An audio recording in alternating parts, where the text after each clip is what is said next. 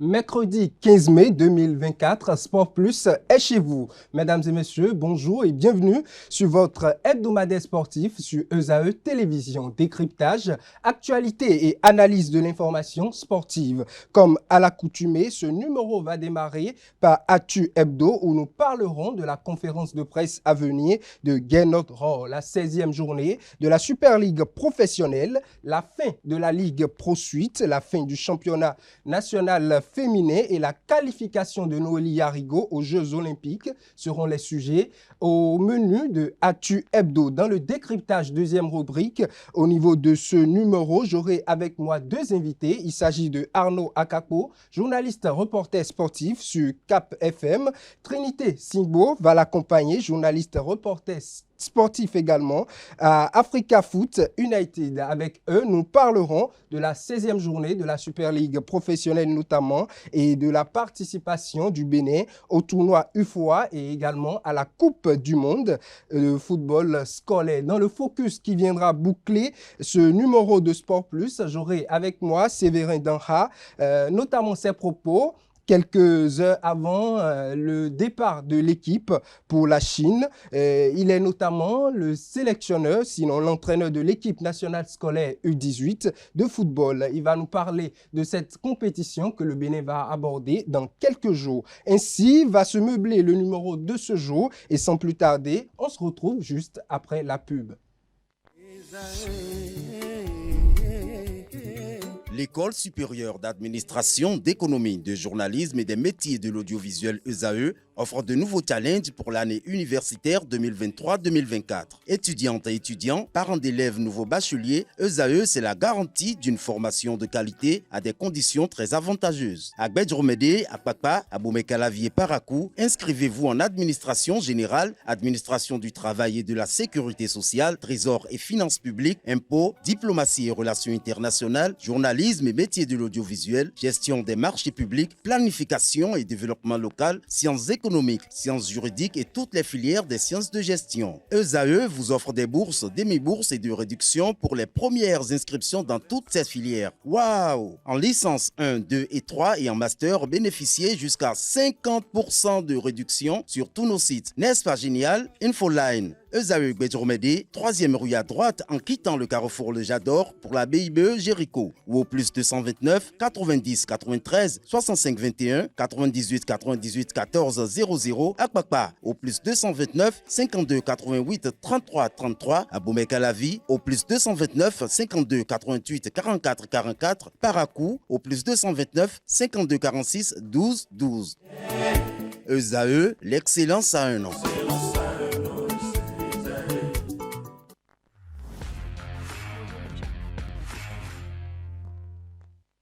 Actu Hebdo de ce matin, c'est avec vous, Quentin Amoussou. Bonjour. Bonjour Aneldo. Bonjour à vous et merci d'être parmi nous pour ces informations sportives. On démarre tout de suite par la conférence de presse à venir de Gernot Rohr. Bien sûr, amis internautes, bonjour. Gernot Rohr, le sélectionneur de l'équipe nationale de football du Bénin, va publier la liste des joueurs sélectionnés pour les prochains matchs le 25 mai 2024 à 11h30. Cet événement aura lieu à la salle de presse du stade de l'Amitié Général Mathieu Kérékou. Les Guépards du Bénin affronteront le Rwanda le jeudi 6 juin et le Nigeria le lundi 10 juin dans le cadre des éliminatoires de la Coupe du Monde 2026 zone Afrique. Ces rencontres auront lieu au stade Félix Houphouët-Boigny, précisément à Abidjan, en Côte d'Ivoire. Autre information, les arbitres qui vont officier les matchs du Bénin face au Rwanda, celui face au Nigeria dans le cadre des éliminatoires pour la Coupe du Monde 2026 sont désormais connus. Pour le match contre le Rwanda le 6 juin prochain, c'est le Mauritanien Beida Daan qui sera à la manette avec le soutien de Santos Emiliano de l'Angola et Stephen Oniago du Kenya. Pour le match contre le Nigeria le 10 juin 2024, l'Éthiopien Bamlakou Tessema sera l'arbitre principal. Ces deux rencontres auront lieu au stade Félix Houphouët-Boigny à Abidjan suite à la décision de déclasser le stade de l'Amitié Général Mathieu Kérékou en raison de non-conformité aux normes en vigueur. Les Guépards du Bénin se retrouvent actuellement dans une situation délicate dans le groupe C avec le Rwanda, le Lesotho, le Nigeria, l'Afrique du Sud et le Zimbabwe. Toujours en football, les rencontres de la 16e journée se sont disputées les samedis 11 et dimanche 12 mai 2024 sur les différents stades du Bénin. 11 buts ont été marqués au cours de ces 8 confrontations, soit une moyenne de 1,37 buts par match. Au stade René Pleven d'Akpakpa, l'AS Cotonou a été surpris par le club de la cité royale d'Abomey. Le but de William Chimezier a marqué ainsi, à la 53e minute, permet aux visiteurs de s'imposer par le score de 0 but à 1. À Plahoué, Dadje FC s'offre une courte mais précieuse victoire face au club portuaire 1 but à 0. Emmanuel Tossou a inscrit le but victorieux pour l'équipe de la Soneb. Au stade Omnisport de Sabalou, Espoir FC a été contraint au partage des points par les requins de l'Atlantique. Score final du match 0-0, même résultat au stade Jean-Pierre Gascon de Pobet entre la GSP et Damissa Football Club de Ndali. Délocalisé à Niki pour des raisons de sanctions au stade du 1, du Banikwara pour 2 matchs. Le duel entre Baniganse FC et Ayema FC s'achève sur le score de 1-1.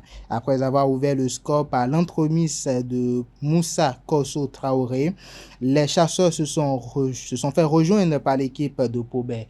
Au stade Omnisport de Niki, Cavalier FC se fait accrocher par la formation de la Soubemap sur le score de 2 buts partout. En déplacement à Ouida, l'Autopopo FC réalise une très belle opération en venant à bout de Coton FC 0 but à 1 dans le match au sommet de cette 16e journée. L'équipe, l'unique but, du match inscrit par Gaston Ngbeji à la 4e minute offre au club de Grand Popo un précieux succès dans la course pour le titre. Au stade Charles de Gaulle de Porte-Nouveau, les Dragons ont été tenus en échec par l'AS Takouné, 1 but partout. Alors, côté classement, l'Autopopo renforce sa position de leader avec 30 points, même nombre de points que son dauphin Dadje FC. À 3 longueurs, Coton Football Club est 3e avec 27 points. Baniganse est 4e avec 26 points. Dragon loge à la 5e place avec 25 points. Et enfin, le bas du classement est occupé par les requins de l'Atlantique, 16e avec 12 points. La Ligue Pro Suite saison 2023-2024 a connu son épilogue ce week-end du 11 au 12 mai 2024. Chacun des clubs ayant pris part à cette phase de la compétition est à présent fixé sur sa position pour la prochaine saison. Dans la zone AB, malgré une saison en dents de scie, Dynamo de Parakou termine le championnat en beauté. Les poulains du coach Abdoul Madji Bello ont donné le sourire au public du stade municipal de Parakou en battant Real Sport sur le score de 2 buts à 1 au thème de match très animé. À Tchaourou, Abeille a manqué de vivacité sur la ligne d'arrivée et s'incline à domicile sur le score de 2 buts à 1 au grand bonheur des Dynamicains de Djougou qui se sauvent ainsi de la relégation puisqu'au même moment Soleil FC perdait à Bembereke face aux Guerriers 1 but à 0. Soleil FC se voit malheureusement relégué en 3e division. La Panthère de la cité des Pétoni s'est également inclinée à domicile face à Rolio FC sur le score de 2 buts à 1. Leader incontesté depuis le début de la Ligue Pro Suite, les Buffles du Borgou terminent la saison sur la plus belle des symphonies. Une victoire éclatante à Boycon 3 buts à 1. Face à Tonnerre FC et les Bovidés de Parakou terminent la saison invaincue avec 22 points plus 7. Dans la zone CD, la dernière journée de la Ligue Pro Suite a une saveur plutôt particulière dans cette seconde partie. Le match nul et vierge de Jeffa FC à la formation de l'AS Police ne change rien au classement et Jeffa FC, autant pour moi, qui se voit relégué en division inférieure. À avant-coup, la moisson a été plutôt bonne puisque avant-coup Omnisport termine la saison sur une note mémorable, 3-0 face aux Aziza Boys. Malgré tous les efforts possibles fournis et poussés par son public, Étoile Filante finira par courber les chines face à la jeunesse sportive de Ouidah sur le score de 2-1. Asvo, opposé aux militaires, a pu compter sur le soutien d'un public très remuant pour réussir à prendre le meilleur de la partie sur le score de 1-0. C'est ce même score, j'allais dire, qui a sanctionné la rencontre entre Aïnovi et la jeunesse athlétique de Kétou, sauf que cette fois-ci, c'est la Chi Aka qui réalise le hold-up sur la pelouse des Aïnovi et termine en tête de la zone avec 21 points plus 12. Soleil FC et Jeffa FC étant relégués en 3e division, Bulf FC et la JAK, respectivement champions de la zone AB et CD, se croiseront très prochainement lors d'une ultime confrontation pour déterminer le champion de la Ligue Pro Suite saison 2023-2024. Tout comme la Ligue Pro Suite, le championnat féminin de première division a rendu sa dernière copie ce week-end du 11 mai au 12 mai 2024 dans la poule A. Alors que nous jouons la 14e journée, toutes les équipes jouant à domicile ont remporté la partie. Cefos domine sur ses installations et devant son public la formation de Espoir de Cotonou sur le score de 2-0. C'est sur ce même score que Nadia prend le meilleur sur la formation de Sam Nelly. Leader au classement depuis quelques journées, Aïnovi FC termine la saison sur une excellente mélodie à domicile et inflige une note correctionnelle de 3-0 à Aigle Royal d'Adjara. Un seul but a suffi à Dynamique FC de Cotonou pour remporter les 3 points de la dernière journée face à UMSA. Alors, dans la zone B, le championnat se termine également à la 14e journée. Alors que son dauphin AS Gamia était au repos, le leader de la poule B, Elite AC, s'est incliné face à Léopard FC sur le score de 1-0. Vigueur FC arrache difficilement la victoire face à Fall 2-1, pendant que les Lions de Banter se régalent face à Leader FC de Parakou sur le score de 2-0. À noter que dans ce championnat, Phoenix et Gazelle FC ont été déjà relégués en 2e division pour falsification de licence. Elite AC et Aïnovi FC, leaders de leurs poules respectives A et B, vont se rencontrer très bientôt pour déterminer qui sera officiellement vainqueur du championnat féminin de football de première division du Bénin saison 2023-2024. Toujours en football, auteur d'un nul 0-0 contre le Togo en amical, les Guépards U17 ont déjà rejoint le Ghana pour continuer les préparatifs pour le tournoi UFOA-B 2024 à Accra. Quelques heures après leur arrivée, Hubert Ronfort et ses poulains ont participé à leur première séance d'entraînement ce dimanche en matinée et dans l'après-midi sur le terrain annexe de l'université d'Accra. Échauffement, renforcement musculaire, circuit de passe et jeu de possession étaient au menu de ces séances, à l'exception de Merveille Akinosho et Julien Nyonofin, touchés lors du match amical contre le Togo. Tous étaient présents. Le Bénin jouera la Côte d'Ivoire le 18 mai pour son premier match dans ce tournoi UFOA-B Accra 2024. Autre discipline à présent, le Bénin n'ira pas aux Jeux olympiques 2024 au nom de l'olympisme. Le pays de Béhanzin aura un représentant qualifié aux Jeux de Paris. Noélie Yarigo représentera bel et bien le Bénin lors des prochains Jeux olympiques de Paris durant cet été 2024. L'Amazone s'est qualifiée directement ce vendredi 10 mai en réalisant les minima. Noélie Yarigo a réalisé un chrono de moins de 2 minutes à la Diamond League de Doha le samedi 11 mai 2024. Un chrono qui lui permet de terminer 3e au thème de la course et de s'offrir son ticket pour les Jeux de Paris. Lors de sa dernière conférence de presse à Cotonou après sa médaille de bronze à Glasgow, Noélie Arrigo s'était promise de réaliser les minima, ce qui est désormais chose faite. L'Amazone sera bel et bien du côté de Paris en juillet prochain. Et voilà, c'est tout pour ce numéro de Actu Hebdo. Anel Dou, je vous rends l'antenne. Merci à vous, Quentin Amoussou, pour ces informations sportives. On se retrouve très prochainement pour d'autres informations, notamment le mercredi prochain. Ce soir avec le même plaisir. Alors, chers amis internautes, on passe à présent au décryptage du jour où je serai avec mes deux invités.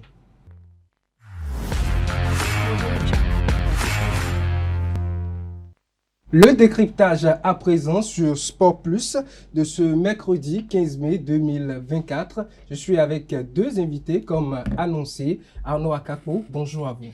Bonjour Anaël Dou, bonjour aux amis téléspectateurs des TV de Sport Plus. Merci d'avoir répondu favorablement à notre invitation. En face de vous, nous avons aujourd'hui Trinité Singou. Bonjour à vous. Bonjour Anaël Dou, bonjour à tous les internautes de ESA TV. Merci également d'avoir répondu favorablement à notre invitation. On commence le décryptage de ce jour par les résultats, notamment de la 16e journée de la Super League professionnelle. Déjà, pour commencer, je vous rappelle les résultats. Nous avons eu les matchs entre l'AS Cotonou et Dynamo d'Abomey. Match conclu sur le score de 1-0 en faveur du Dynamo d'Abomey. Dadje Football Club s'est imposé à domicile face à l'Association sportive du port autonome de Cotonou. Aspac, 1-0 également. Espoir, match nul avec les Requins de l'Atlantique. Match nul 0 but partout entre Espoir et les Requins de l'Atlantique. Même résultat du côté de la JSP et d'Amissa Football Club. Bani Gansé et Ayema également se séparent sur le score nul de 1 but partout. Par contre, nul également entre l'US Cavalier et Sobema Football Club, 2 buts partout. Match nul encore une fois entre Dragon de Louémé et la Estaconé, 1 but partout. Et la victoire de l'Autopopo sur les cotonculteurs, 1-0. Le choc de la journée, c'était cette rencontre, l'Autopopo face au champion en titre, Coton Football Club. L'Auto finit par l'emporter sur le score de 1-0 cette rencontre. Arnaud Akapo, quand vous l'avez regardé en quelque sorte, quelle était votre analyse à la fin de cette rencontre? Il faut dire que le choc de l'Atlantico, comme on l'appelle désormais, entre l'Autopopo et Coton Football Club de Ouida a tenu toutes ses promesses et on s'attendait à un match relevé, un match engagé, un match avec beaucoup de pression parce que les deux équipes se tenaient. Et il fallait ce match-là pour constituer un tournant. Je ne dis pas le tournant, mais un tournant de la saison parce que nous sommes à la 16e journée, les deux équipes étaient à égalité avec juste une différence de but. Celui qui gagnait peut prendre une option sérieuse pour la suite et donc ça s'est senti sur le terrain. J'ai vu des équipes, comme le disais-je, engagées. Chaque équipe avait une mi-temps. Quand vous voyez un peu dans la première mi-temps, les visiteurs ont possédé le cuir et il y avait une domination. Malgré qu'ils ont encaissé en quelque sorte. Non, j'ai parlé des visiteurs.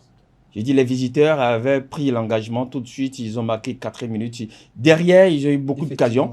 Ils ont eu beaucoup d'occasions et ils pouvaient tuer le match en première mi-temps. Deuxième mi-temps, c'était celle de l'équipe locale qui a également eu sa partie, mais ils n'ont pas été efficaces devant les buts et bon voilà quoi. Et donc ils se sont déclinés. Donc c'est globalement mon appréciation de cette rencontre. Alors Trinité, qu'est-ce qui a manqué à cette équipe de Coton Football Club à domicile le dimanche dernier?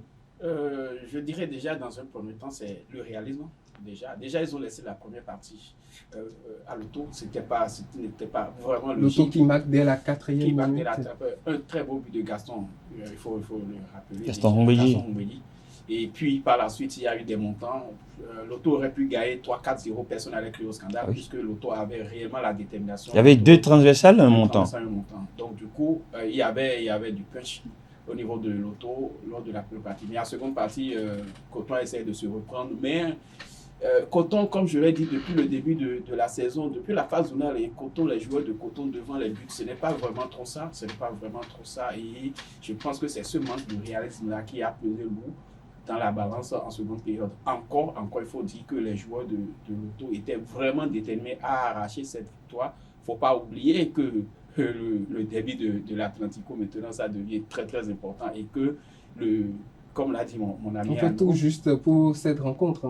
Non seulement ça, ça constitue un vrai tournant, même si ce n'est pas le tournant, mais c'est un vrai tournant dans la suite de la compétition. Et ça dit aujourd'hui qu'avec cette victoire qui départage ces deux équipes, aujourd'hui Lotto premier et Coton troisième, mais ça dit que c'est déjà tiré en quelque sorte non, pas du tout. Le reste du championnat. Pas du tout. Il y a encore d'autres rencontres qui viennent, je crois, et puis il faut être déjà sérieux lors de ces rencontres-là. Je parle bien sûr de Lotto, très très sérieux d'ailleurs, parce qu'on se dit, maintenant Lotto est leader et il faut s'attaquer au leader. Ça a été toujours comme ça, on veut s'attaquer au leader tout de suite et empêcher le leader, et c'est de bonne guerre, et aussi Coton doit aussi pouvoir suivre le rythme derrière. Donc c'est un tournant, mais pas le tournant de la saison. Alors, une autre équipe également qui colle au classement, c'est l'équipe de Dadje Football Club qui s'est imposée à domicile 1-0 face à l'ASPAC. Arnaud Akapo, on peut dire en quelque sorte que cette équipe, dont vous êtes très proche, s'est inclinée dans le Koufou. Qu'est-ce qui a manqué à votre équipe? Vous parlez de l'ASPAC, bien évidemment, elle n'était pas réaliste, cette équipe de l'ASPAC, qui également a fait une première mi-temps en demi-teinte jusqu'à la 52e, mais jusqu'à l'ouverture du but de Dadje. l'ASPAC qui n'était pas réellement dans le match. Il y avait une équipe, faut-il dire, il y avait une équipe sur le terrain, c'était l'équipe de Dadje. C'est comme si l'équipe de l'ASPAC était encore restée au vestiaire, donc forcément, c'est après l'ouverture du score, à la 52e minute, un beau but d'ailleurs, c'est vrai, il y a encore des choses à redire sur le but, puisque lorsque vous regardez bien, c'est sur un changement, ce qui est souvent déconseillé. Vous faites un corner dans votre camp, d'accord, vous faites un changement. Vous allez constater que Emmanuel Tossou, qui est un très bon joueur de la tête, a claqué la tête, son coup de tête là, sur le joueur qui entrait. Le temps qu'il entrait, il venait juste se placer, le corner était frappé, il claque le but. Donc, c'est sur une erreur là, ils ont encaissé. Après, ils ont eu des occasions, mais bon, ils n'ont pas pu concrétiser. Il faut également dire que quasiment Dadje est une bête noire pour l'ASPAC, puisque ça fait le 4e match entre les deux formations, 3 victoires pour Dadje et un nul pour ASPAC. Et donc, on peut dire que bon, voilà, ça a manqué de réalisme, ça a manqué également de présence sur le terrain. Et donc, logiquement, Dadje l'a emporté 1-0. Quand on parle d'ASPAC, Adam Fazazi le disait à l'orée de cette phase retour, notamment que vous êtes venu pour améliorer les choses, pour peut-être entrer, coller à la tête du championnat. Aujourd'hui, quand vous regardez la forme de l'ASPAC, depuis le retour en quelque sorte, les résultats, est-ce que ASPAC a les ressources pour aller titiller la tête de ce classement-là? Bon, ce serait prétentieux de demander à ce que ASPAC aille titiller la tête. C'est vrai, mathématiquement, ce n'est pas exclu parce que ASPAC a 17 points. Le premier du championnat a 30.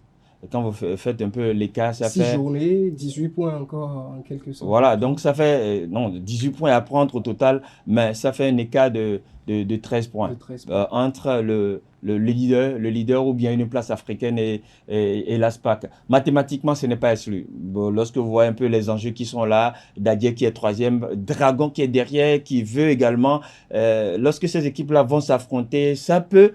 il peut perdre des points et l'ASPAC, si retrouve son efficacité, parce que en termes de moyens techniques, il y a une équipe qui est là, il y a des joueurs qui sont là, qui peuvent faire l'affaire. En termes de moyens financiers, il y a tout ce qu'il faut. Et donc, si l'ASPAC arrive à régler tous ces problèmes-là, il peut aller loin. Parce que quand vous regardez un peu, ce n'est pas une équipe qui encaisse beaucoup. Toutes les défaites de l'ASPAC, c'était seulement juste 1-0. Le score est triqué en quelque sorte. 1-0. Toutes les défaites de l'ASPAC, 1-0. Et c'est justement pour ça que l'équipe doit être la 2e meilleure défense ou la 3e meilleure défense du championnat. Quand bien même elle est 13e sur 16 équipes. Donc vous voyez un peu que il y a quelque chose qui est là, mais il reste quelques réglages à faire offensivement. Lorsque vous avez Dacosta, meilleur buteur de toutes les 4 zones lors de la Ligue Pro, 9 buts et 3 passes décisives, qui depuis le retour de cette Super Ligue Pro n'a encore inscrit le moins de buts. Vous imaginez ce que ça peut faire. Tadjou, 6 buts, 4 passes décisives en Ligue Pro, et qui aujourd'hui n'a inscrit qu'un seul but pour 2 passes décisives. Vous voyez un peu les problèmes de l'ASPAC. Bon, peut-être les 6 matchs qui restent, l'équipe va arriver à régler ces problèmes-là pour pouvoir faire quelque chose. Bon, pourquoi pas, on va essayer de voir. On espère. Si on parle de 6 matchs, non, je crois que c'est 8 matchs. 8 matchs, 24 points. C'est pas 6, 8 matchs. Donc, il y a encore, le chemin est encore long Effectivement, le chemin est encore long. Aujourd'hui, Dadje, avec ses 3 points engrangés, colle Loto Popo à la tête. Cette équipe est déterminée en quelque sorte pour une place forcément dans les deux. Mais on voit un peu la philosophie de jeu, une équipe qui se construit depuis 3 ans. C'est l'épilogue en quelque sorte de la période de travail, c'est-à-dire que Dadje veut coûte que coûte avoir une place dans les deux. Aujourd'hui, déjà, avoir ce que produit cette équipe, une victoire encore à la 16e journée, est-ce possible? Bien sûr que c'est possible. Je suis très bien placé pour le dire, puisque Dadje a infligé un CV 3-0 au Dragon. À Porto-Novo, ils l'ont dit, en fait. Effectivement, ils l'ont dit, en fait.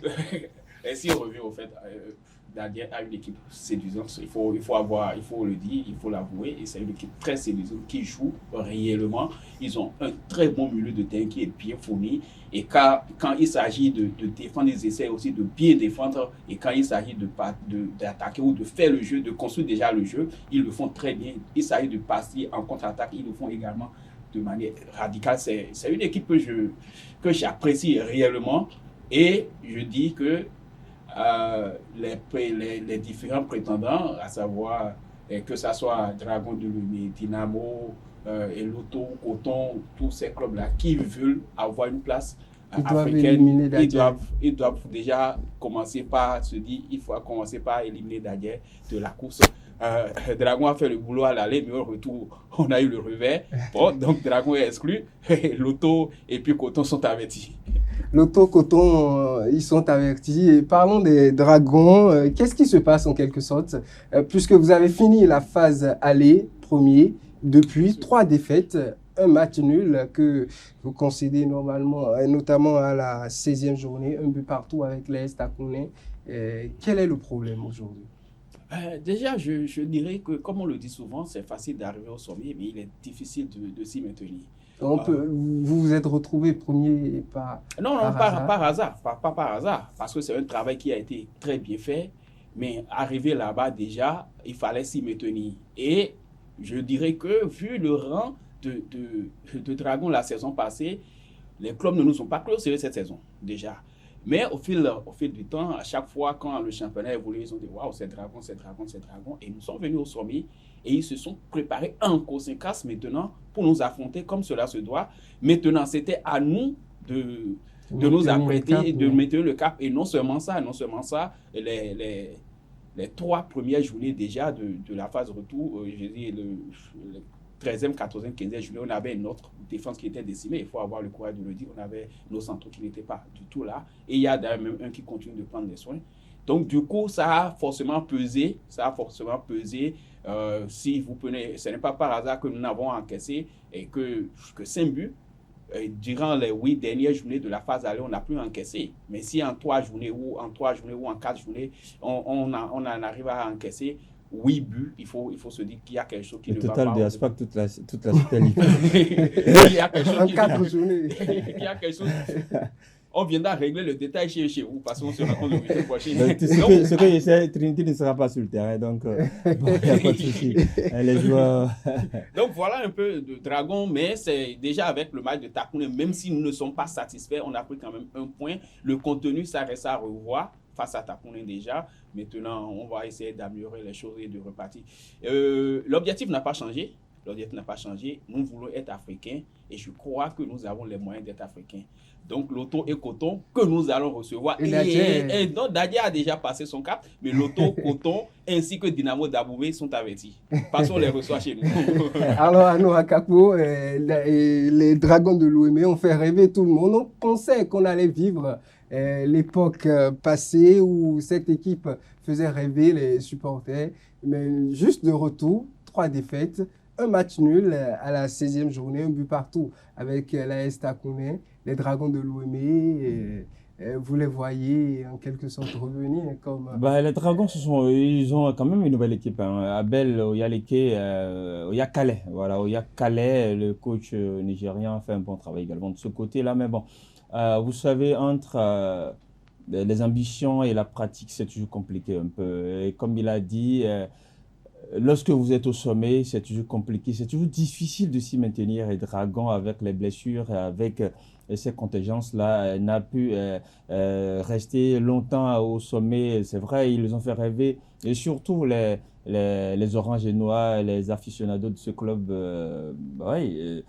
qui fait partie qui est l'un des leaders, ce n'est pas n'importe qui, avec autant de titres au Bénin. Et donc, c'est vrai. Les voir aller et accrocher une place africaine, moi je doute fort. C'est vrai, ce n'est pas exclu. Mathématiquement, ce n'est pas encore exclu, puisque les Dragons de Lomé. Mais dans la pratique. C'est pour nous, ce n'est pas du leader. Oui, 5 petits points. J'ai dit mathématiquement, tout est possible, mais je ne les vois pas aller déloger Coton, Loto et de ces places-là. C'est vrai, au match aller, ils ont battu Coton du côté de Ouida. Ce qu'on refera donc, en tout cas, on l'a vu avec Nadia, le retour n'a pas été comme je le dis, entre les ambitions et la pratique, c'est toujours délicat. Et donc, tout va dépendre de leur position lors de 3 dernières journées du championnat. Si 3 points ne leur suffiront pas pour accrocher une place africaine, bon, vous imaginez un peu ce que ça va donner. Donc, en tout cas, on n'en est pas encore là. Et ils ont un rendez-vous avec Aspac le 18 prochain. Donc déjà, il va falloir qu'il passe Aspac d'abord. Il passe cette montagne-là pour voir déjà la suite que ça va donner. Les Dragons sur le continent, ça va faire rêver, ça va faire revivre les époques 87, 88, 90 où j'étais sur le continent. Bon voilà, c'est un club, quand même un grand club du Landerneau sportif béninois. Alors, parlons des Dragons de Lomé. On a l'autre, en quelque sorte, quand on parle dragon, on dit requin. Rien ne va actuellement chez les requins de l'Atlantique. Ah oui, c'est comme si ces deux clubs s'alternent puisque la saison écoulée, là, c'était Dragon qui avait gardé la lanterne rouge du championnat. Donc, ils ont passé le flambeau à leur alter ego des requins comme deux amis inséparables. Bon, dommage. Hein, chacun veille aux extrémités. Bon, non, les Dragons ne sont pas à l'extrême. Ils ont gardé l'extrême haut du championnat à un moment donné, mais bon, c'est dommage de retrouver Requin à cette position du classement. Mais bon, comme tout passe, peut-être que la saison prochaine, ils vont revenir et faire comme les Dragons de Lomé. Mais bon, c'est dommage. Vous les voyez finir toujours à la fin. Ce serait compliqué. Sinon, même la prochaine journée, les Requins... 12 points pour... oui, avec un goal différentiel très négatif. Ils doivent peut-être à moins 9 ou moins 10, si je ne m'abuse. Si on regarde le classement, peut-être on va y jeter un coup. Ils sont à moins 9. Et ils ont encaissé 22 buts cette saison, Requin, pour seulement 13 marqués. Vous voyez un peu ce que ça fait. Et ce club a commencé par sombrer depuis l'histoire de Niki. Cette fameuse histoire où ils ont été remontés. Ils étaient à 3, ils ont fait 3-3, pas finir contre Niki. Oui. Et cette histoire où le bus est parti vide. Après, on a dit que non, ça n'a jamais été le cas. Mais j'ai constaté, en tout cas, ça c'est moi, c'est une analyse personnelle, que depuis cette affaire, les Requins ont commencé par sombrer. Soit ce sont des défaites lourdes, soit c'est un match nul, je dirais un match nul chanceux qu'ils arrivent à concéder. Une victoire sur le coup... Non, il n'y a plus jamais eu de victoire. En tout cas, je peux me tromper, mais il n'y a jamais eu de victoire depuis cet épisode contre les Cavaliers de Niki du côté de Niki. C'est ce fameux match-là. Parce qu'après, ils ont pris 3-0 à domicile, 3-2, pardon, 3-1 à domicile contre le club de Savalou. Ils ont perdu contre Damissa. Ils sont venus à Porto-Novo aussi perdre également. Perdre, 1-0. Après, c'est des défaites qu'ils ont enchaînées. Après, un nul, 2-2. En tout cas, peut-être on va encore vérifier, mais depuis cet épisode-là, les Requins ne se sont pas relevés. Donc, c'est un peu délicat. Requins aujourd'hui dans le gouffre total, est-ce que ça pourrait changer? Bien sûr que ça pourrait changer. J'en ai pour preuve déjà la situation de Dragon. C'est la saison dernière. Il a été la lanterne rouge. Mais la saison prochaine? Ah ben, la saison prochaine, oui, ça peut changer. Ça peut changer. Tout peut changer. Il suffit seulement juste que les dirigeants ou les responsables à divers niveaux prennent leurs responsabilités, mettent les moyens qu'il faut. Et il faut qu'on cesse maintenant de traiter, et ça, ce n'est pas pour aucun seul, il faut qu'on cesse maintenant de traiter les footballeurs comme des moins que rien. Parce qu'actuellement, la situation des footballeurs béninois, le bilan fait par l'organe dirigé par l'UNFPB, voilà. le National Football Professionnel Bénin. Ça laisse. J'ai tiqué quand j'ai vu, j'ai dit waouh. Et ça, ce sont ceux-là qui se sont prononcés. Il y a aussi d'autres cas. Donc, on cesse de traiter les joueurs comme des moins que rien. Les footballeurs sont des vrais passionnés, sont des athlètes qui doivent vivre de leur art. Et quand on apprend certaines choses, ça fait froid. Ça fait froid aux yeux. Donc, c'est pas du tout bon. C'est pas du tout bon. Et ça, je le dis pas seulement pour Requin, je le dis. Maintenant, Requin, si la saison prochaine, les choses se remettent en place, Requin peut revenir. Moi, ce serait très bien pour moi un jour de dire, on a encore un classico Dragon Requin où on va voir le Chacha de Gaulle plein ou encore ça n'arrive plus aujourd'hui. Non, mais ça ne fait pas désirer. Lorsque vous parlez de Requin Dragon, ça n'a plus de saveur, ça n'a plus d'intensité. Vous avez, c'est vrai, ces deux clubs-là restent toujours des clubs mythiques, mais sur le terrain, la production, ça n'a plus d'envie et ça ne fait pas exciter au fait. Tu ne peux pas sortir de ta maison pour aller regarder Requin Dragon aujourd'hui. Non, ça ne fait pas soulever de foot. On est plus intéressé par Coton Loto. Pas du tout, mais si je donne un exemple simple, si la saison prochaine, par exemple, on dit, je ne sais pas, Dragon premier et Requin deuxième et que les deux vont s'enfoncer, par exemple, à l'avant-dernière journée d'une saison. Oui, on parle d'aujourd'hui. On dit aujourd'hui, on parle d'aujourd'hui. On dit qu'aujourd'hui, ça aujourd'hui, Requin est en train de sombrer. Dragon, c'est vrai, n'a pas sombré. Dragon est en train de monter, même si on a connu des défaites. Mais on parle aussi de la saison prochaine parce qu'il demande si est-ce qu'on peut avoir un Requin qui va remonter la pente. En quelque sorte, aujourd'hui, c'est presque impossible pour cette équipe. Non. Oui, aujourd'hui, cette saison, c'est possible. Voir Requin, moi, je dis c'est impossible. Je parle, je te dis que c'est impossible. Quand vous regardez, ils n'ont que 12 points. Il reste 24. Je ne sais pas si Requin, dans cet état-là, qui a perdu ses dents, qui a perdu tout ce qu'il le faut, peut remporter, prendre 24 points pour se retrouver à il ne sait pas trop, à 36 points. 36 points. Bon, je ne pense pas. Encore que Requin, avec 36 points, ça ne donnerait pas grand-chose. Déjà, les autres ne baissent pas les bras. Mais, vous savez, le football, ce n'est pas seulement sur le terrain, ce n'est pas dans les chaussons, mais c'est dans la tête. Lorsque mentalement, moralement, psychologiquement, ça ne va pas, vous pouvez tout faire. Rien ne va se passer sur le terrain. Et donc, je sens ces requins atteints. Je sens ces requins psychologiquement pas prêt, donc c'est un peu délicat. C'est vrai, je le dis à mon corps défendant, on voudrait bien voir ce challenge-là, parce qu'on a vu ces requins lors de la Ligue Pro. C'était une bonne équipe. Ah oui, et même au début de Super League Pro, c'était une bonne équipe qui a du répondant, avec un bon milieu de terrain. Et bon voilà, mais après, ça a commencé par sombrer tout doucement, et puis le navire, ce requin-là, s'est noyé dans l'eau. Bon, c'est bizarre. Alors, l'AS Cotonou, par contre, a reçu Dynamo d'Abomey, mais cela s'est sanctionné sur une défaite des Cotonois sur le terre, 1-0, deux prétendants, en quelque sorte, aux deux premières places. Aujourd'hui, c'est des prétentions, faut-il dire. C'est vrai, leur communicant ou le staff de ces clubs-là diront que, attention, qu'est-ce qu'il dit, AS Cotonou, Dynamo ne peut pas être des prétendants aux places africaines. C'est vrai, jouer le haut tableau, mais le tout n'est pas dans l'objectif qu'on se fixe soi-même, c'est sur le terrain qu'on constate. Lorsque vous voyez ces deux clubs-là, il n'y a pas ce qu'il faut pour aller chercher des places africaines.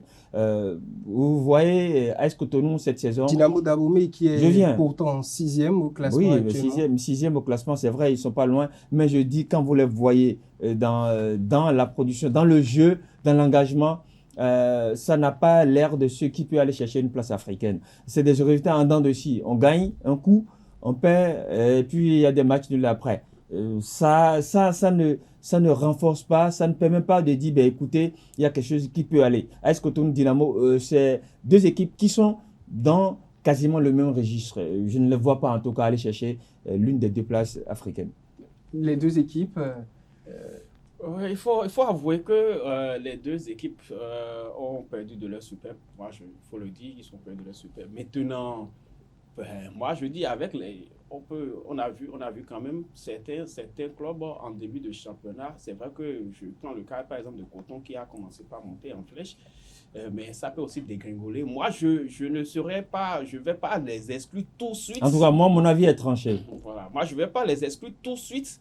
Mais ça sera compliqué. Ça sera très compliqué parce qu'ils ont quand même des adversaires coriaces encore devant eux. Il faudrait les battre tout et tout. Et il faut compter sur Coton, sur Loto, sur Daguerre, sur Dragon et tous ces clubs-là. Et Bani Gansé qu'on oublie, parce que c'est une équipe qui produit également un bon jeu. Équipe qui a fait notamment le nul pour cette 16e journée face à Aïma à domicile, un but partout. Certainement parce qu'il n'était pas Aïma dans le qui, en quelque sorte, même Bani Gansé au fil des matchs restants en tout cas, moi, mon avis est tranché. Ce sont des équipes qui petit à petit, ils vont retrouver une certaine place qui doit leur convenir dans ce championnat. Alors, selon vous, quelles sont les équipes qu'on va retrouver dans le top 5 par exemple, à 3-2 journées de la fin de ce championnat? Puisque Bani Gansé, non pour vous, Dynamo d'Abomey, non, l'AS Cotonou, je ne parle pas de 3e, 4e place, je parle des places africaines. Les deux places là, je ne les vois pas dans le top 2. Selon vous, aujourd'hui, à 8 journées de la fin, le top 2, ça peut se décider. Les deux équipes qui vont se retrouver dans ce top 2 là, on les voit déjà à peu près Loto, Coton. Le reste, donc, ça va se jouer. Daguerre va descendre. Le reste, ça va se jouer entre Daguerre, qui est une bonne équipe et avec son endurance, va essayer de jouer. Sauf catastrophe, Loto, Coton vont quitter ces deux premières places-là. Daguerre, Dragon, à la limite, Bani Gansé vont se retrouver dans ce top 5 là où on va ajouter Dynamo pour la 6e place, vont se retrouver dans ce top 5 là. Aspac va se retrouver dans le top 7, top 8 pour ce qui est là. Si les problèmes d'efficacité offensif, lorsqu'on voit un peu ces problèmes d'efficacité offensive, si Aspac règle ces problèmes-là, ça peut se retrouver 6e, 5e place. Mais si ça continue comme ça, ce serait un peu compliqué pour Aspac d'aller chercher une place africaine. Pour la 17e journée, on aura également 8 matchs comme à l'accoutumée. Le match qui ouvre le calendrier, c'est déjà sur ce plateau, Aspac Dragon. Vous allez sûrement l'emporter selon vous? Non, mais vous savez, comme je l'ai dit, au match aller, Dragon l'a emporté 1-0, un but marqué à la 93e ou en tout cas quelques 30 secondes de la fin de la partie, une frappe qui vient de nulle part. Ça peut se jouer sur tous les plans lors de la manche retour. La dernière fois que les Dragons étaient à Tofo, ils ont pris 4 buts. Donc, ils savent que c'est ça toujours compliqué d'aller jouer à Aspac du côté de Tofo. Et donc, forcément, il y a un accueil très hostile qui leur sera réservé. Donc, pourquoi pas, ils vont encore repartir avec 4. Non, je ne dirais pas. On ne peut pas donner le score d'un match sur un plateau, mais c'est ce qui est sûr.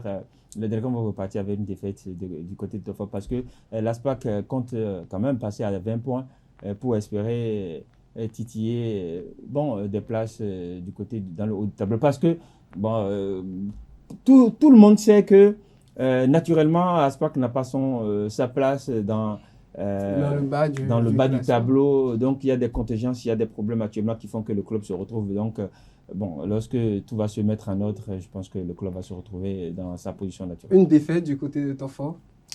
Ce n'est même pas envisageable.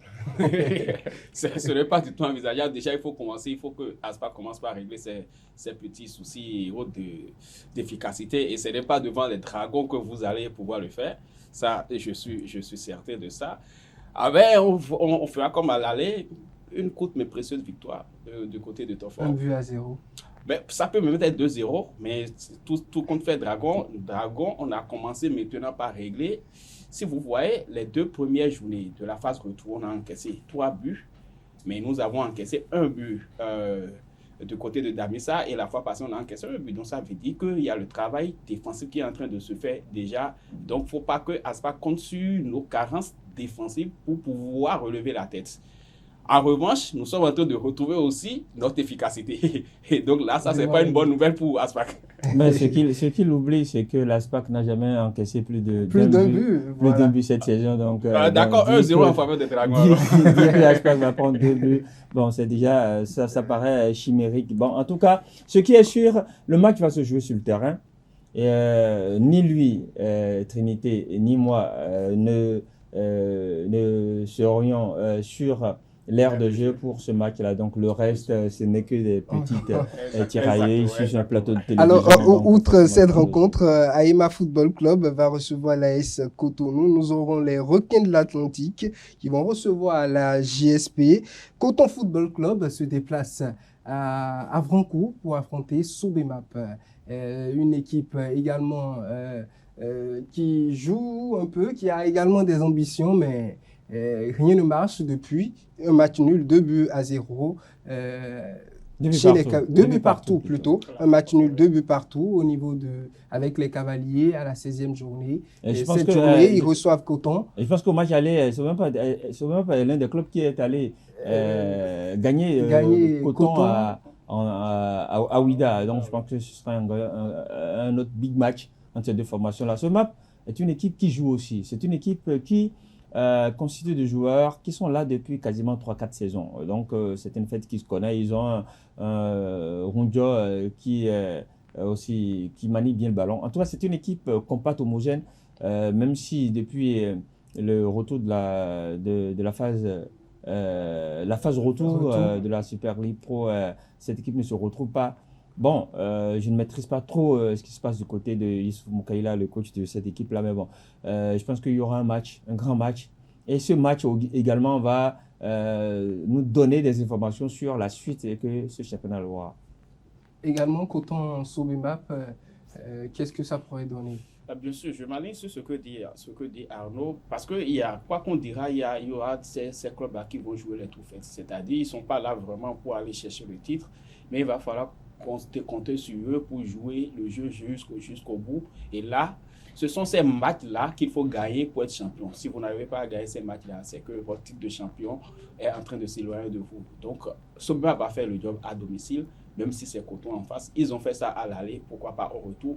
Et si Coton n'arrive pas à régler son souci d'efficacité devant les buts, ils auront beau avoir un Romari qui est en très grande forme, il faut le dire, ces derniers temps. Mais si ça ne rentre pas dedans, c'est qu'ils ont toujours des soucis à se faire. Des soucis à se faire. Quand même, Coton a, je dirais, retrouvé ses vieux démons contre Lotto. C'était le problème qu'ils avaient, l'efficacité offensive devant les buts. Et je disais que lorsque cette équipe-là va retrouver toutes ces sensations dans la surface, ou dans les deux surfaces, elle va faire mal. Et c'est ce qui est fait parce que lorsque Coton a commencé par marquer, Coton a commencé par gagner. Oui. D'accord. Et il s'est fait que sur le match dernier contre Lotto, c'est comme si, il y a eu un petit doute. Ils ont eu beaucoup d'occasions. C'est vrai, ils n'ont pas touché du poteau, mais ils ont eu beaucoup d'occasions. Il y a même une reprise de Romaï que je voyais déjà au fond, mais qui a fui le cadre. Vous imaginez donc?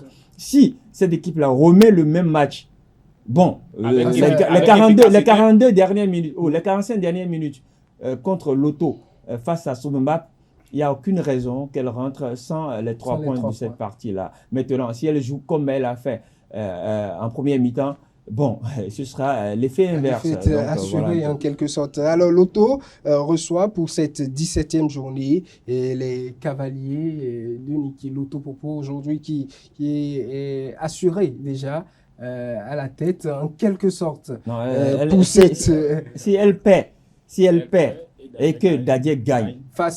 Dadié qui sera face à l'AS Takouné. Alors, donc, vous imaginez un peu ce week-end. Donc, ça dit rien n'est stable dans ce championnat, tout est mouvant et que juste une défaite et le classement change. Vous imaginez, l'Auto peut passer à la 3e place le week-end prochain. Effectivement. Le week-end prochain, si ces 2 poursuivants gagnent. Donc, c'est comme ça se joue. Vous êtes obligé, lorsque vous êtes là, à la tête de ce championnat-là, gagner. Et c'est tout le charme, même en bas de tableau. Aspac gagne. Aspac peut passer même 9e au classement. Vous imaginez, juste une victoire et que 16 équipes... Puisque la GSP est 9e avec 20 points, il suffit que Aspac gagne et que les autres perdent, les autres s'annulent entre eux parce que le club n'a que moins 2. Et donc, gagner 3-0, pourquoi pas, pour retrouver plus 1 et que...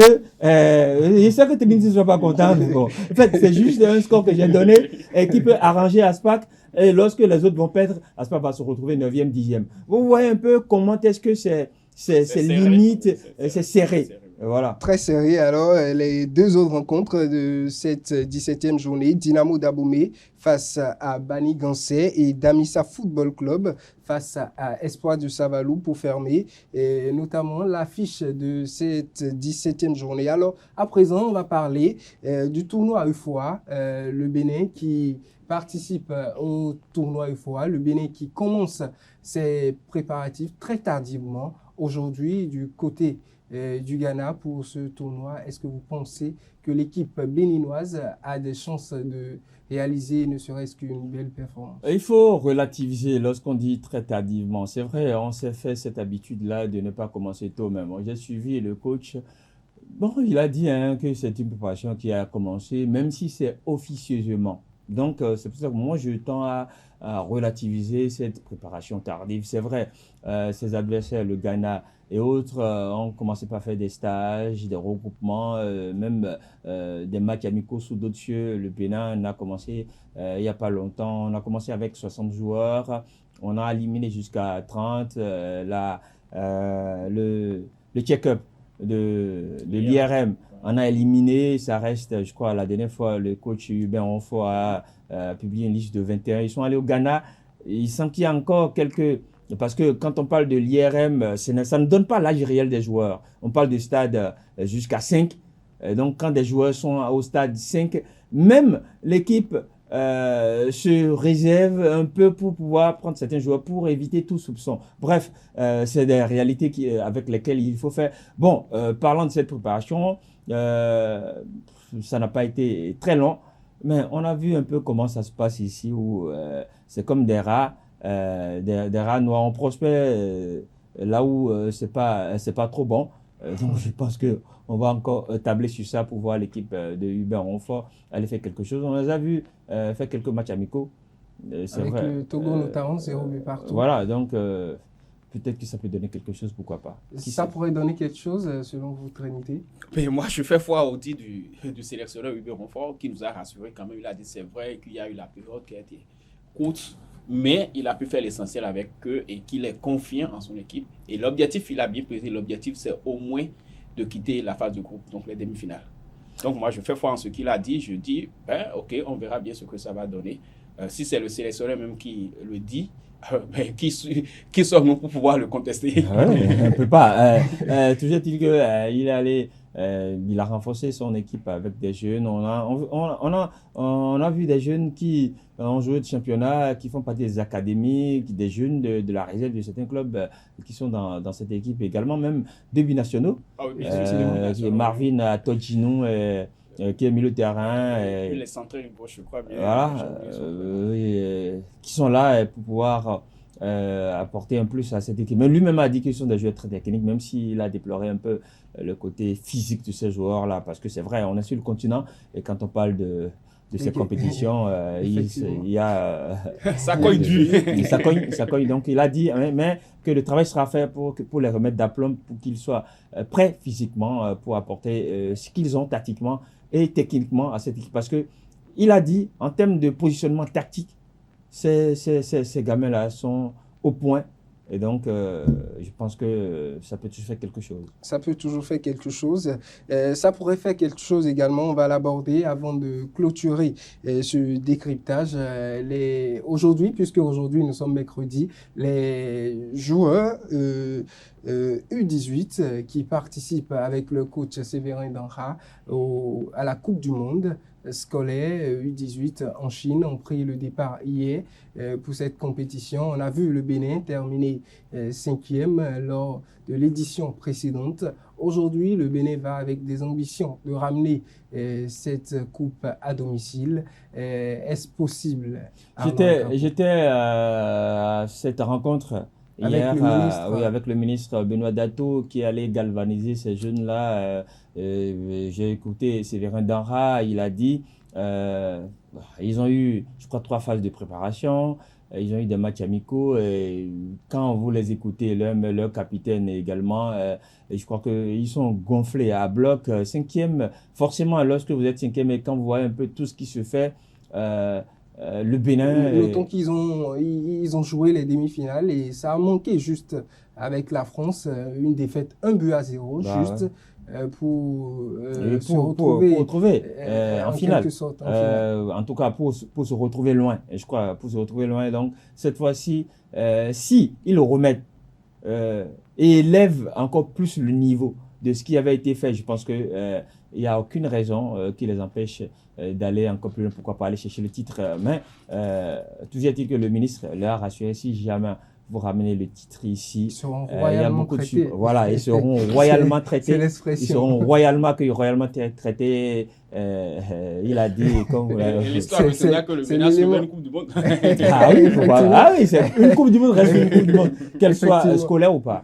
Effectivement. Alors, moi, je dirais ici que la chance que nous avons, c'est que c'est le même entraîneur, le même sélectionneur qui est déjà... Qui suit cette équipe depuis le début avec le Saint-Rita. Déjà, c'est déjà une très bonne nouvelle et il a déjà l'expérience des autres rendez-vous. Maintenant, il va pouvoir capitaliser tout ça pour pouvoir se sortir des griffes de l'adversaire là-bas. Je pense quand même que cette équipe, il faut avoir confiance en cette équipe qui va nous faire rêver également. Pourquoi pas aller décrocher le titre, c'est possible, c'est très bien possible. Maintenant, le petit bémol qu'il faut dire, on parle cette fois-ci des U18. Et donc, vous voyez un peu, lorsque, en tout cas c'est un constat personnel, lorsque la compétition s'élève au niveau des âges, j'ai comme l'impression que les nations africaines ont tendance à ne pas aller très loin. Quand vous voyez un peu le Nigeria, le Ghana, c'est des équipes qui font des performances quand c'est il y a beaucoup de performances chez les U17, chez les U, chez les U, mais quand on élève un peu, j'ai comme l'impression que le débat... Mais s'il y a un contexte particulier, il s'agit des scolaires. Oui, voilà, c'est ça, j'ai dit un bémol. Un bémol. Faudrait pas qu'on...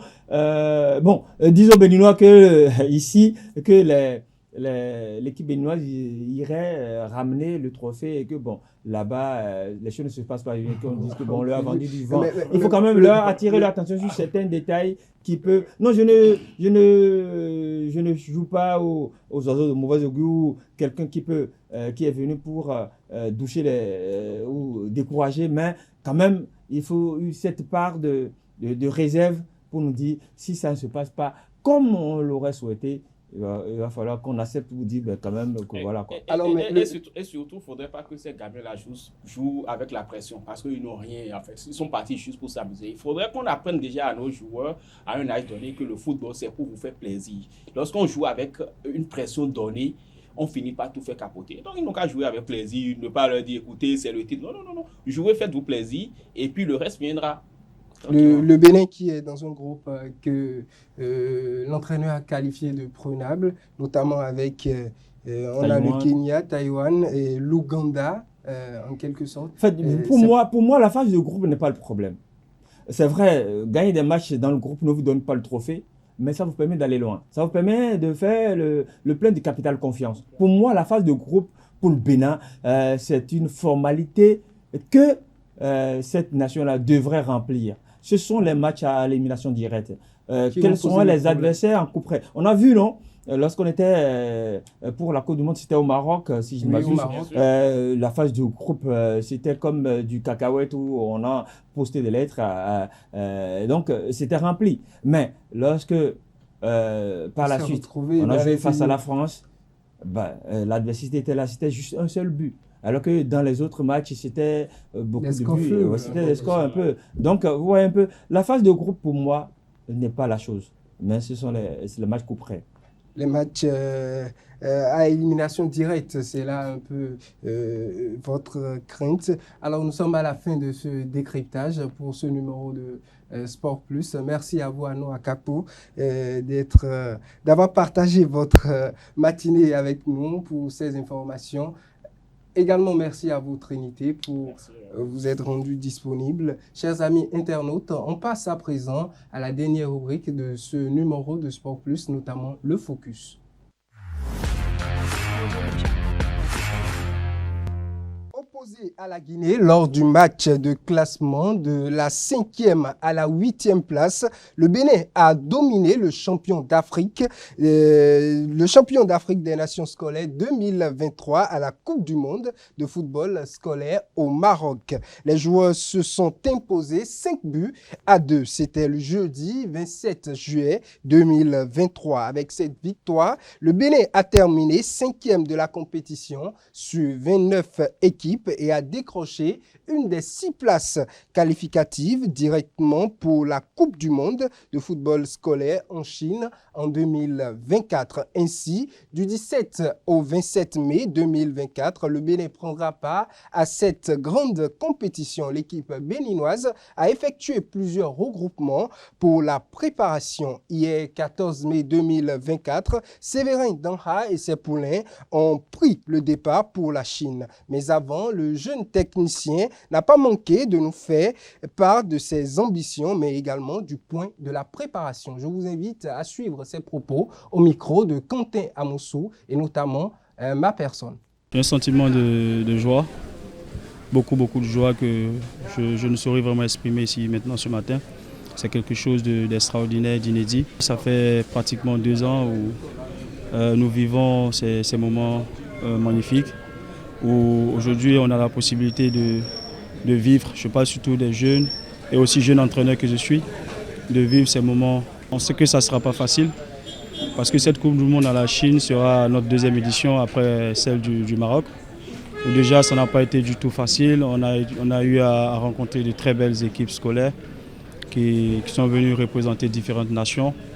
Et là on va encore à une Coupe du monde en Chine, donc je suis sûr que ça va être beaucoup plus difficile parce qu'au fur le temps avance, les choses progressent, les choses évoluent. Donc on imagine un peu ce qui nous attend du côté de la Chine. Ce ne sera pas facile, mais on ira quand même vraiment prendre du plaisir. On a eu la chance d'avoir quelques regroupements avant le dernier, où le ministère nous a mis dans les conditions qu'il faut pour préparer sereinement cette compétition. On a eu le premier stage qui s'est déroulé pendant les congés de détente. Après, nous avons eu les congés de Pâques pour préparer pendant le 2e stage. Et là, vu la date à laquelle la Coupe du monde a été programmée, nous avons eu encore 10 ou 14 bons jours de préparation. Tout s'est passé dans un très bon état d'esprit. On a eu des jeunes qui étaient déjà très contents de se retrouver, très heureux de participer encore à cette Coupe du monde qui n'est pas permis à tout le monde. C'est une chance et ils veulent vraiment la saisir. À l'intérieur, il y a un bon état d'esprit, il y a un travail collectif qui s'est fait. On a essayé de renforcer un peu quelques capacités individuelles. On a travaillé sur différentes phases de jeu, que ce soit défensivement ou offensivement. Nous avons été en quart de finale pendant la Coupe du monde passée au Maroc. Et cette fois-ci, on espère aller beaucoup plus loin. D'accord ? Mais comme j'ai dit, moi, ce qui m'intéresse beaucoup plus, c'est que ces enfants puissent vraiment prendre du plaisir et qu'à la fin, on comptabilise et qu'il n'y ait pas trop de regrets. D'accord ? Maintenant, pour le peuple, pour le ministre et pour tout le monde qui nous soutient, nous, on fera le maximum, d'accord, pour pouvoir aller plus loin dans cette compétition. Les ambassadeurs du Bénin à cette Coupe du monde de football scolaire sont prêts à relever le défi. Je suis vraiment ému pour ça. D'abord, on va remercier le ministère pour avoir organisé ces classes sportives pour permettre aux jeunes de pouvoir s'exprimer, de voyager dans d'autres pays pour se faire développer là-bas. Et pour l'état d'esprit d'équipe, on a une très bonne équipe. Donc, j'ai confiance en mon équipe et on s'entend tous très bien. On promet de ramener le trophée au peuple béninois. On peut relever les défis. Parce que l'année passée, on était 5e, pas mal. Mais cette année, l'objectif, c'est la finale et la coupe. Séverin Danha a profité de cette occasion pour expliquer la base de la sélection qui représente le Bénin. Il a par ailleurs remercié les autorités à divers niveaux pour les conditions de préparation. Il y a sur le championnat scolaire, on a la chance aujourd'hui de voir dans le pays les compétitions organisées au niveau des scolaires. Il y a d'abord la compétition zonale. Il y a la compétition départementale et les meilleurs là, se rencontrent sur la phase nationale. Et c'est à travers cette phase nationale, ce qui se fait depuis, je pense, pratiquement 3 ans ou 2 ans. 3 ans, si ma mémoire est bonne. Voilà, deuxième année, on a fini champion et ce qui nous conduit jusqu'à aujourd'hui où nous allons en Chine. Donc vous allez voir, la base, c'est d'abord une sélection qui est faite à travers le championnat scolaire national. D'accord ? Et aujourd'hui, le statut de cette équipe est l'équipe de Sainte-Rita, qui a toujours représenté dignement notre nation. Donc c'est un peu ça la base de notre sélection. Après aujourd'hui le championnat, la Coupe du Monde ou la Coupe d'Afrique scolaire, dans les règlements il est régi qu'elle devient alors une coupe nationale. C'est pourquoi on dit maintenant que l'équipe nationale scolaire. Donc on a la possibilité de pouvoir prendre des joueurs, soit dans d'autres académies ou dans d'autres CG. Voilà. Je tiens vraiment à remercier le président de la République qui, grâce à son dynamisme, a rehaussé le niveau du Bénin dans tous les domaines, qui permet aujourd'hui à travers le ministère des Sports et son ministre M. Dato, qui nous ont mis dans les conditions qu'il faut pour préparer cette compétition. Et à travers l'OPSU, bien sûr. Donc au fond, je remercie vraiment tout le monde. Je remercie aussi le peuple béninois qui, depuis le départ, nous ont soutenus par la prière de loin ou de près, qui nous ont donné de la chaleur, qui nous ont donné de la motivation. Et aujourd'hui, nous allons à cette compétition avec beaucoup de fierté, beaucoup d'assurance, beaucoup d'envie et de détermination. Parce que derrière, on a près de 12 millions d'habitants qui nous soutiennent. Et on ne décevra pas, par la grâce de Dieu. Il faut rappeler que cette Coupe du Monde scolaire regroupe 36 équipes. Le Bénin est logé notamment dans le groupe G avec le Taïwan, le Kenya et l'Ouganda. Ainsi s'achève le focus de ce jour et par la même occasion, Sport Plus de ce mercredi 15 mai 2024. Merci amis internautes d'avoir été des nôtres. On se retrouve le mercredi prochain pour du sport et rien que le sport, car le sport, c'est le bien-être.